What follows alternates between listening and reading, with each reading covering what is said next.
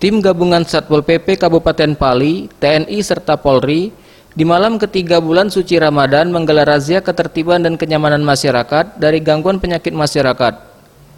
Dipimpin langsung Kasatpol PP Kabupaten Pali, Zulkopli, sekitar pukul 23 waktu Indonesia Barat, tim gabungan langsung menuju tempat sasaran pekat antara lain sejumlah tempat hiburan malam di kawasan Beracung.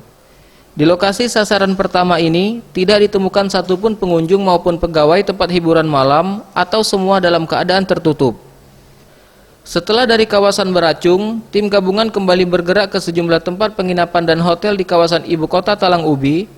Namun sayang, rombongan kembali tidak menemukan pengunjung atau tamu hotel yang sedang berkunjung. Kasatpol PP Kabupaten Pali, Zulkopli menduga razia pekat di awal Ramadan diduga telah bocor informasi sehingga tidak menemukan satu orang pun yang terjaring.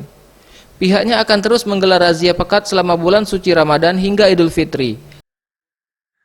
Malam ini sudah beberapa titik yang kita jumpai atau razia, namun hasilnya nihil karena ini mungkin ada informasi-informasi yang didapat oleh mereka. Namun untuk ke depan tetap kita pantau dan tetap. Tim Liputan Sriwijaya TV.